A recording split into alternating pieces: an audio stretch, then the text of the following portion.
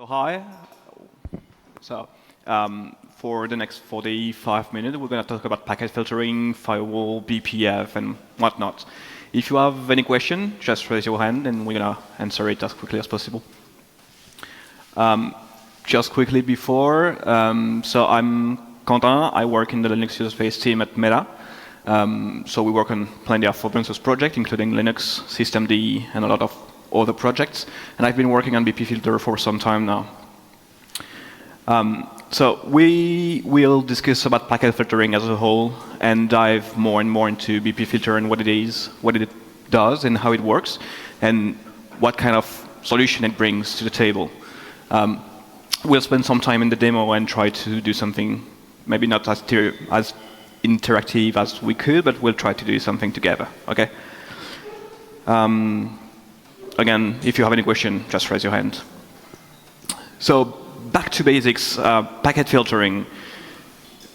If someone doesn't know what a firewall is, it's basically a software that will read every packet coming to your host and filter stuff. So based on what you define as filtering rules, we will drop or accept packets.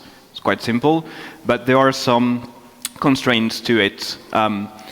So the filtering location is customizable. If you think about iptables, for example, you can choose where you want to filter the packets. So the later we filter, the more processing has been done by the kernel before. The order of the rules is also important. It means something, whether you filter on a specific port first and then an IP, or then a specific IP and then a port. It means something in the rule set. You can't just shuffle stuff around. And so the key performance impacts on firewall is the number of rules you define. The more rules you have, the slower it can be. And so you want to limit the rules as much as possible to avoid performance impact from the firewall, right? And so historically on Linux, I guess everyone knows this one. We've been using iptables. It's been the standard firewall on Linux for a long time. It's still used a lot everywhere. iptables uses rules in binary format. So when you use the iptables command line, it's going to convert that text into C binary struct, send it to the kernel, and the kernel will store it. And for every packet coming, it's going to read the content of the various rules and compare the data to the packet. Every time a rule matches, the verdict of the rule is applied, right? And so it does very sequential processing. So it reads the first rule, and then the second one, and then the following, until some rule matches, and then the verdict is applied. We can see a benchmark on the right here. The benchmark is like very dumb, simple benchmarks. Like we have one rule that matches the packet, and so we apply it. And as it goes on the right, on the x-axis here, we have more and more rules that are useless before the one matching the traffic. And so what we can see is that as we grow the number of rules, the more rules we have, the slower it gets, and the most traffic, the most bandwidth we lose.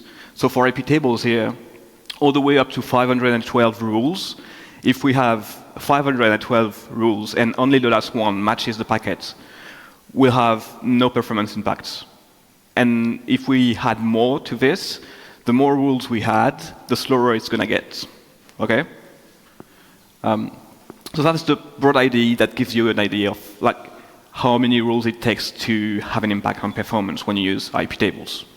But nowadays, we don't use iptables really by default. If you have like a system to set up with firewall, the default firewall we have on Linux is not iptables anymore, but it's nftable, which behaves slightly differently. So nftable, when you use it from user space, you define the rule set, the filtering rules, basically the same way. But it's going to convert that rule set into bytecode in user space and send the bytecode to the kernel. The kernel will then execute the bytecode in a VM instead of like processing the rule set. So it's basically bytecode executed for each packet. The performance, as we can see, is a bit worse. It's not designed to have like large rule set. It's designed for you to think about the rule set differently, and so structure the rule set differently. For this specific benchmark, it doesn't really matter. What we want to know is like, at which point do we lose bandwidth, basically. If you know about BPF, it's also a solution for packet filtering. It was originally designed for it, and you can still do plenty of packet filtering with BPF. Who knows about BPF? Well, who don't know about, should I explain BPF? Who doesn't know about BPF? All right, so let's stop here for a bit. So BPF is basically a way for you to write C code, load it in the kernel, and execute it as part of the kernel. And the big value of BPF is that when you write your BPF C code, compile it with Clang, you have an object file, you load it in the kernel, and the kernel will check the program is valid. So it's going to check you don't read out of bounds. It ensures that the program at some point completes, terminates, so it's not going to be stuck. And so the BPF verifier will do that for you, so the program you load should be safe-ish. That's your ID. And it can be used for packet filtering, so you can create a C program that you compile, load in the kernel, and attach it somewhere on the network path, which is going to be triggered for every packet going through that path. So if you attach it to an interface, every packet arriving on the interface will be run with the BPF program. So your program will run and will be able to modify the packets, drop it, accept it, whatever. So the advantage of BPF is that you can write C code and then you execute assembly code, binary code, so machine code, sorry. So when you have your BPF program, it's quite fast. The downside of this is that you need to write the BPF program, you need to compile it, you need to load it. If you have a BPF program for a specific kernel, you cannot easily, there are solutions for it, but it's not as easy to deploy it on different kernels than it is for nftables, for example. So it's more powerful, but it's more work for you to create your filtering logic. And if you have a large rule set with a lot of different way to match packets and to drop packets, you need to write it yourself in C, in BPF. So that's the idea. And so bpfilter comes from the idea of having something as simple as iptable and nftable to use. So you have some kind of DSL you can use to define filtering rules, and something as powerful as BPF when it comes to speed. And that's what it does with the benchmark I've got on the right. So at some point, if you have plenty of rules, it's going to be slower and slower, but it takes much more rules to impact the throughput of your network. So that's quite high level, and we don't know much about bpfilter for now, so we'll dive a bit more into it. So basically, the idea is to have two main components, which are the CLI and the daemon. The daemon runs on the system, and the CLI is used to communicate with the daemon. And so in like a real use case, you have your Linux system with the kernel, you have the daemon running, and you have the CLI that you can use, which will communicate with the daemon using a socket. We start from there. And then there is you, and you want to do some filtering. Like there is an IP you want to drop. So you want to use bpfilter to block a specific IP on your network. So you will use bfCLI to define a new chain, which is like iptables chain and ftable chain. bpfilter use the same structures, kind of same logic, same high-level components. So you define a new chain to drop a specific packet. You send the command to bfCLI, which sends the command to the daemon with the chain you want to apply. The daemon will validate the rule, will ensure that you're doing something that's legit, that makes sense. It's going to generate the BPF bytecode. So at this point, there is no compiler involved. If you write the BPF-C yourself, you can call Clang and build an object file. bpfilter doesn't rely on Clang or LLVM on GCC. It just generates bytecode by itself. If you're curious, that's what the bytecode looks like. So that's BPF bytecode from the kernel. It's a bpfilter program loaded into the kernel. It's quite close to assembly with some like specific structures. We can see line 19, which is like map something.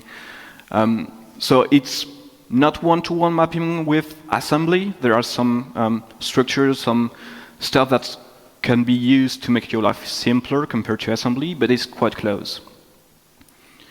And so that's generated by bpfilter. So you've got the bytecode. bpfilter has the bytecodes. And then what it does is that it loads the bytecode in the kernel and attaches it somewhere on the network path. You can attach it to, for example, any netfilter hook, any iptables hook. Same location in the kernel, same logic. It just applies the logic from bpfilter and not from iptable or nftable. So that's the idea. We have a rough idea of how it works. And now we will just try to make it work together. So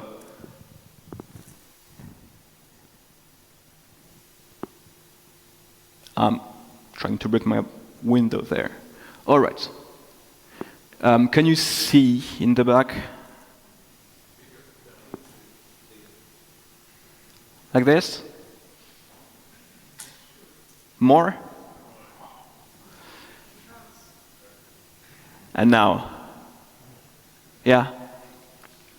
All right, so I just run the daemon. We don't really care about it. It's running on the side. It's good enough. We won't look at it again. It doesn't really matter at this point. And we have another command line here. So if I do bfcli rule set get to get the rule set, and obviously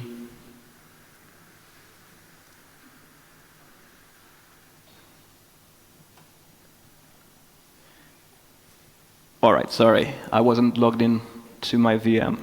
So,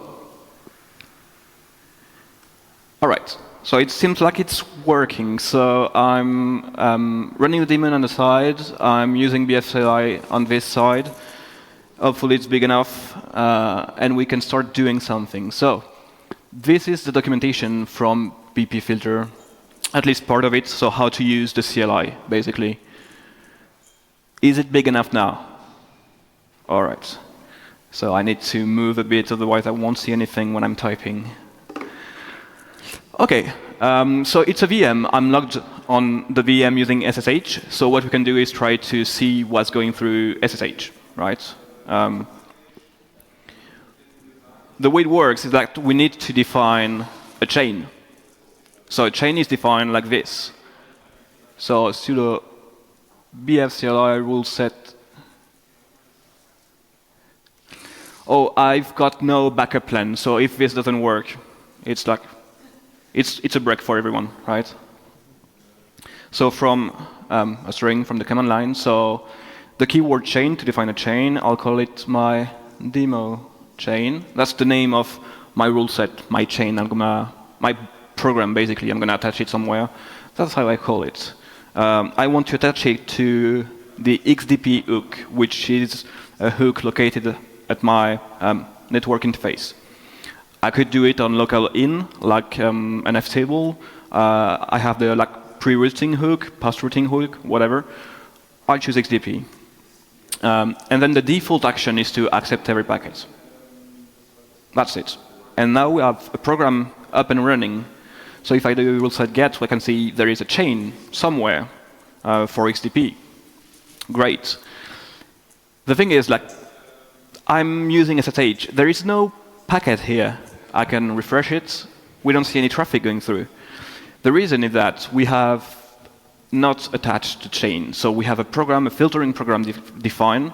It's just there. It's not attached to anything. So we'll just do this again, but we are going to attach it to an interface. Second try. OK, so now we have packet going through. So because it's attached to the interface index 2, which is the only interface I've got, every packet going to my VM is catched by the filter here.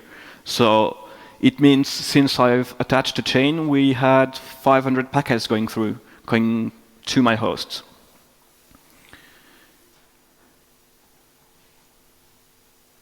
And so, all right, let's do a bit more.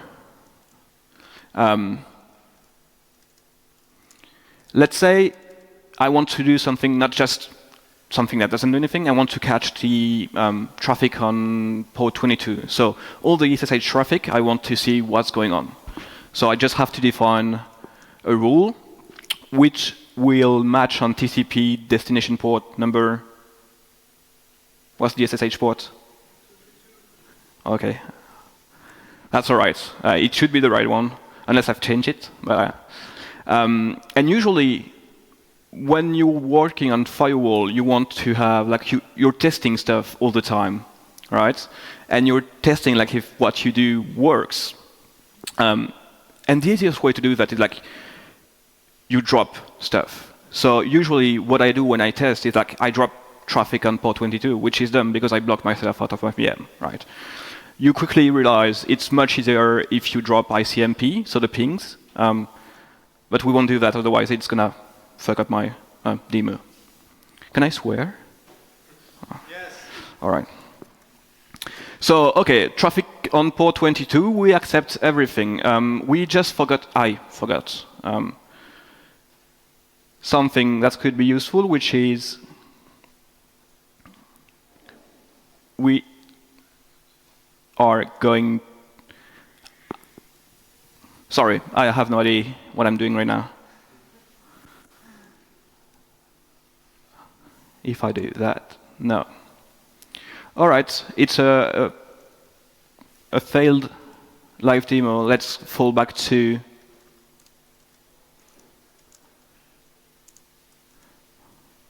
my script. It's easier. Like, I was kind of prepared anyway. So, all right. So here, it's the same thing as we did just before. The difference is I've added the counter keyword. So what I'm saying that's, you know what? Every packet that's matched by this rule should be counted. So we have the counter of the chain itself. That means like that many packets have been matched by the chain. What I want is how many packets have been matched by that rule. So on port 22, that means. So it's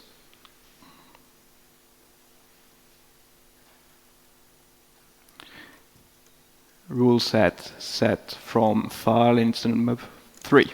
OK. And if we print it, all right, it still works. So SSH works, so I'm not dropping traffic, so it seems like the rule is properly applied, and we can see the number of counter of packets is increasing. So that's all right. What else can we do? Like, I'm catching traffic on port 22, which is this. What I could do is, like, what else is going through my host? Port 22 is SSH. I know I'm logged in using SSH, so there is traffic coming. What I could look into is, like, what is not port 22 and, like, log it, for example. In that case, I just want to match everything on my interface and then log it. So I'm going to log the link layer, internet layer, and transport layer, which is Ethernet protocol, IPv4, v6, and then the layer above, which is UDP, TCP, whatever it is. We count the packets, and we accept everything.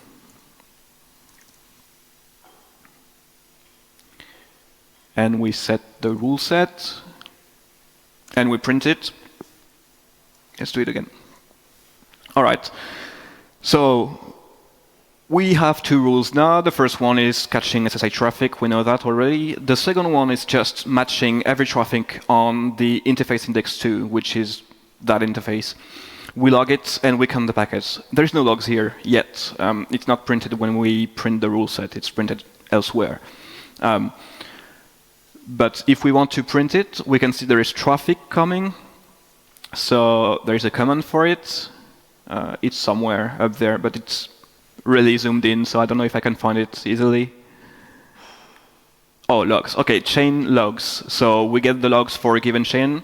So I gave it the name of my chain. And if I print the traffic now, we can see traffic coming. So, all right. So that's all the packets matched by the rule where there is a log instruction defined. But what does it look like? Who knows BPF tool? Who doesn't know BPF tool? All right, BPF tool is a great tool to basically investigate BPF program on the system. The programs, the maps which are structured to store data for BPF programs. And every BPF object you have, you can inspect it with BPF tool, which means I can inspect the bpfilter programs. No? All right. So the last one here, the 1074 is an XDP program named bfprog. Trust me, it's the one generated by bpfilter. Yeah. So this is the program generated by bpfilter. We can print it, print the content of it. And we are back to the BPF bytecode. So all the bytecode here has been generated by bpfilter. When you define the rule set, so the rule set here, that stuff is translated into some kind of assembly that is just here. And so, as I was explaining just before, the bytecode here is what bpfilter generates, load into the kernel, and the kernel will translate it into native code. So it's a bit of a mouthful. There's a lot of stuff going on. We won't dive too much into it. All right, so we are continuing from the rule set here. Another thing we want to do is, like, let's say I have 10,000 IPs, and I want to filter on 10,000 IPs, right? How would you do you have that use case? Yeah? IP sets. And how do you do that with an nftable? I haven't moved to nftables yet. I'm hoping this will save my life. Stay with my iptable syntax. You should be convinced already. I am. So is anyone using nftable, at least? Oh, really? Wow. I love this. Is anyone using iptables? All right, okay. I never have anyone complain about the graphic, the stats, the benchmark when it comes to an nftable. No one say anything about it. But I think no one is actually using an nftable that much. Like, a lot of people stick to iptables, or like they have very specific needs and they move to BPF directly. Like, when you have a rule set that works, you might not spend the time to translate it to something else. So yeah, so no one knows how to do that with an nftable. Like 10,000 IPs to filter on. How do we do that? Like, not just a range of IPs, like different IPs. So you use IP set, so you create a set of IPs. And actually, with bpfilter, you can do the same thing. So here it is. It's the same rule as we had before, but like, it's in a case where, well, we have a lot of IPs that we want to block SSH for, or we want to allow SSH for. So you create a set with the key, which is just here. We'll come back to it. And you put the IPs in the set. And this is going to match for every IP that's in the set. So when the packet is coming, it's going to check the source IP address, and it's going to check that the IP address is in the set. If it's not in the set, then it's going to go to the next rule. And then we filter on port 22. So every source, every packet coming from one of the IPs which target the destination port 22 will be logged and will count the packet. So number 7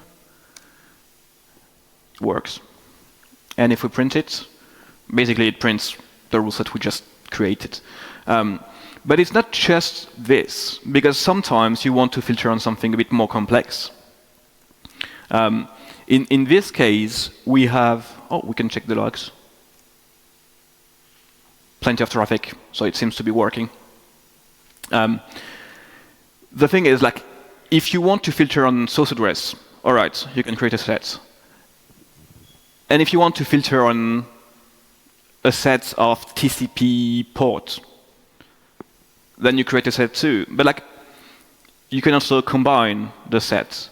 So let's say I know which source IP address can connect to a destination port, for example. In that case, what I do is this. So the set key changes. The set key defines what's the data I use to define. I haven't touched anything. You.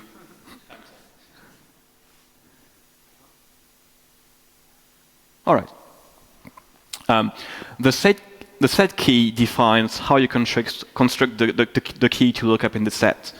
In that case, we say we use the IPv4 source address and the TCP destination port. We get that from the packets, and if the tuple of those two is in the set, then it matches. And then we continue, we log, we count, we accept stuff. Yeah.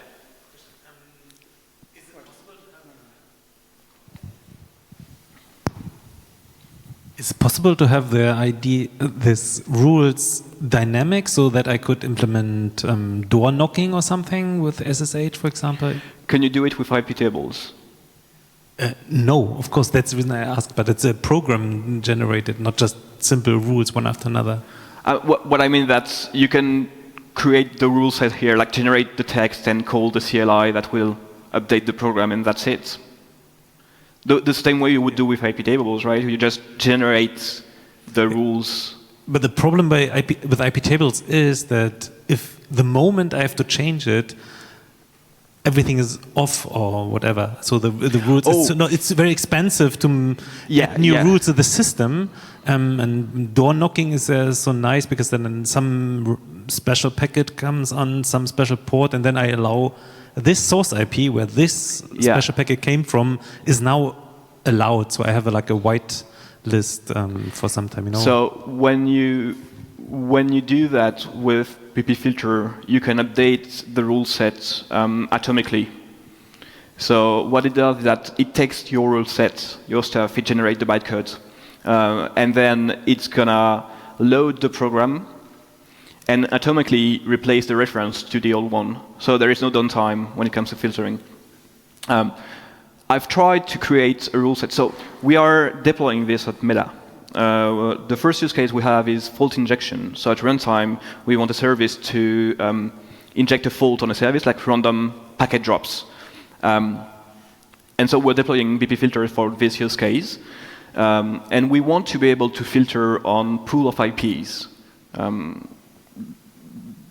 So basically, we want to be able to say, it's not just pool of IPs, it's IPs and a port. So we want to say all of those IP port combinations should be allowed or denied. And I haven't been able to find a big enough pool of hosts to test the sets. So I've done it on my side with fake data. And I've tried all the way up to 5 million elements in the set. And it's like half a second to load and swap the program. So compared to like when I've been doing my benchmarks for iptables, even like 1,000 rules take some time to load because iptables will fetch the whole rule set, modify it, and send it back, the whole stuff. It's quite long. So when it comes to very large rules like 4,000, 8,000 rules, it's very slow. Which nftable is not, when you update the rule set at least. But when it filters, it's slower. So, I mean, pick your poison. Did I answer your question properly? Yeah, all right. OK, so we can basically pick any header packet data and use it as part of a key or a whole key. So it can be source address, and we can add the destination address here. And then it's a new set with a new key. And bpfilter will automatically pick the right element from the packet, create the key, and check if it's in the set.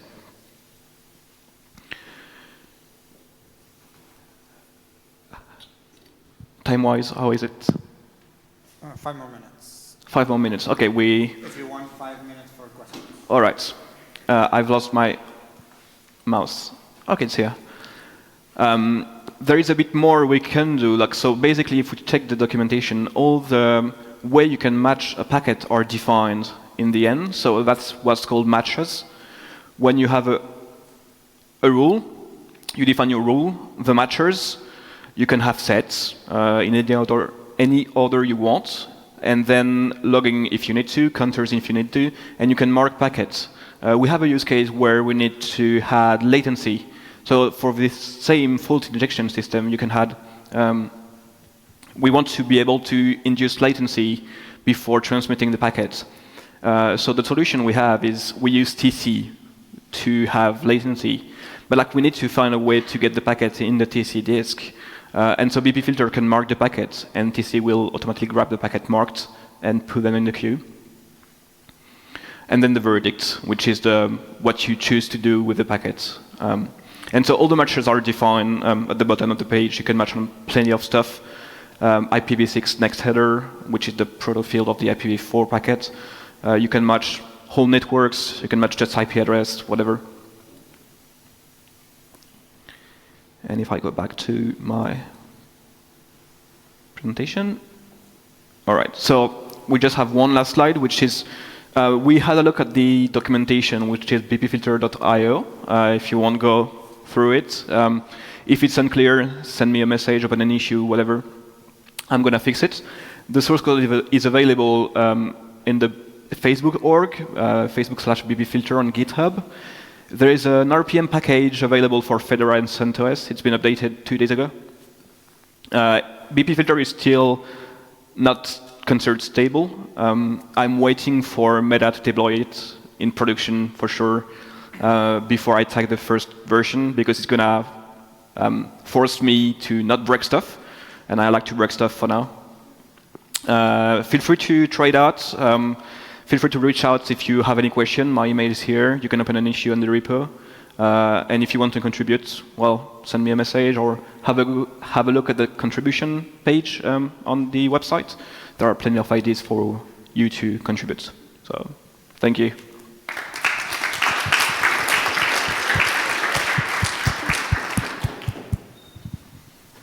Louis, yeah.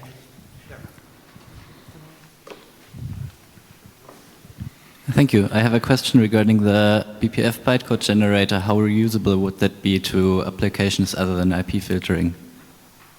Sorry, say again. About the BPF bytecode generator itself, yeah. Is it reusable to be used in applications other than IP filtering for generating BPF bytecode? In that case, no, because basically what happened is that it's pretty tied to the kind of BPF program you can use for packet filtering. And so I support like XDP, TC, cgroup programs that are used for packet filtering, and not the other one. So I wouldn't be able to read the arguments, for example. And it's actually not very complicated to write something like that, because like when it comes to packet filtering, it's just a few rules. So the structure is the same. You can reapply the same structure and just read the right part from the packet, compare it, whatever. It's pretty straightforward to do, and it couldn't be reused that easily to do other things. Okay, I might try. Thanks.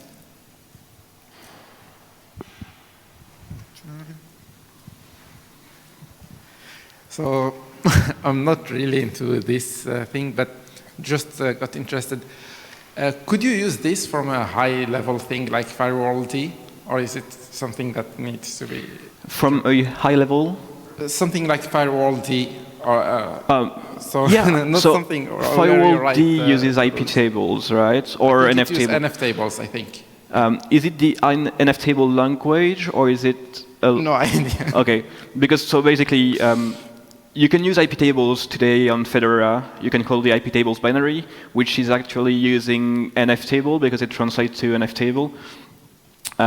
So firewall D use one or the other. And yeah, you can definitely, like, there is some work to do because you would have to use the bpfilter API and bpfilter objects, basically, which are different from nftable and iptables. Like, the language is not exactly the same. But if you write the translation layer, sure. Assuming like every feature you want is available, which is another discussion. Hello. Thank you for your talk. Two questions, or part two questions. The first one is there an API for this, or do I need just to shell out to call? There is an API. There is a library which is called the bpfilter on the right here, which provides everything you need, like the structure, like the chains. There's a struct for chains, for rules, for matches. Everything can be done through the API if you write C, or if you create a binding in Rust, whatever. And is it kind of like one with the DSL that you just showed? Sorry? Is it kind of like one relationship with the DSL that you showed? Yeah, so the CLI, what the CLI does is that it reads the DSL and creates object from the bpfilter. There is no like secret backdoor API access it's using to communicate with the daemon. It's using libbpfilter. That's exactly what somebody who wrote a secret backdoor would say.